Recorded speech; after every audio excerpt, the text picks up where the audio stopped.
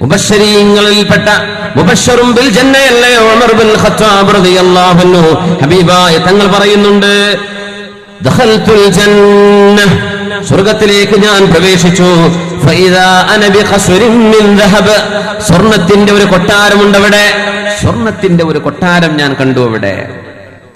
ഞാൻ ചോദിച്ചു, ലിമൻ ഹാദൽ ഖസ്ർ, ആർക്കുള്ളതാണ് ഈ കൊട്ടാരം, ആരുടേതാണിത്?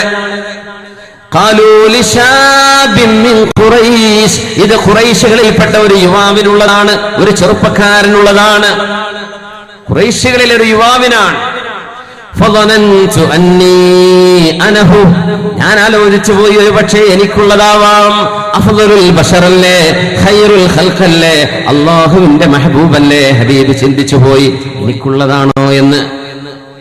വമൻ ഹുവ, ആരാണ് ആ ഖുറൈശി ചെറുപ്പക്കാരൻ എന്ന് ഞാൻ ചോദിച്ചു. ഖാലൂ, അവര് പറഞ്ഞു, ലിഉമർ ഇബ്നുൽ ഖത്താബ്, ഇത് ഖത്താബിന്റെ മകൻ ഉമർ ഇബ്നുൽ ഖത്താബ് എന്ന ഉമർ റളിയല്ലാഹു അൻഹു അവർക്കുള്ളതാണ് എന്ന് എന്നോട് പറഞ്ഞു.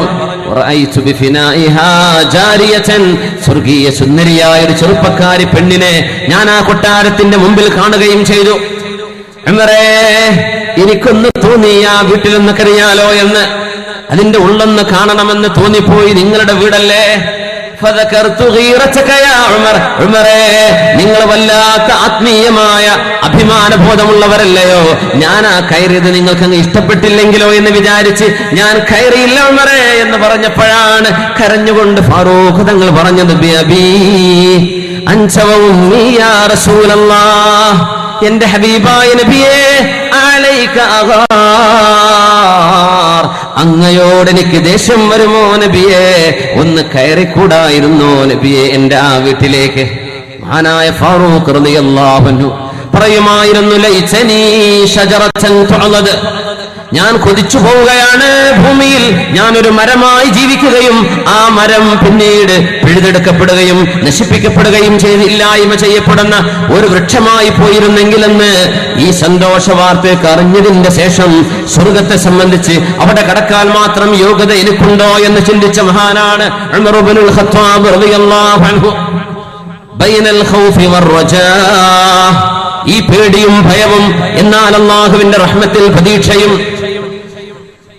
മഹാനായ അല്ലാഹുവിന്റെ സാഹിദും ആബിദീങ്ങളുമായ മഹത്തുക്കളൊക്കെ അങ്ങനെ ആലോചിച്ചു പോയിട്ടുണ്ട്.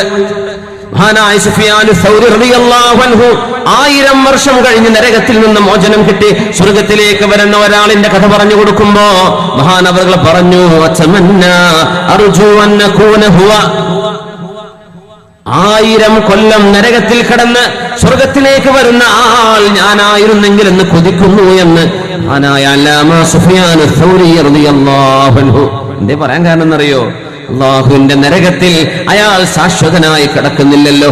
1000 കൊല്ലം കഴിഞ്ഞാൽ എന്തേ സ്വർഗം അല്ലാഹു നൽകുന്നുണ്ടല്ലോ, അത്രയെങ്കിലും എനിക്ക് കിട്ടിയിരുന്നെങ്കിൽ.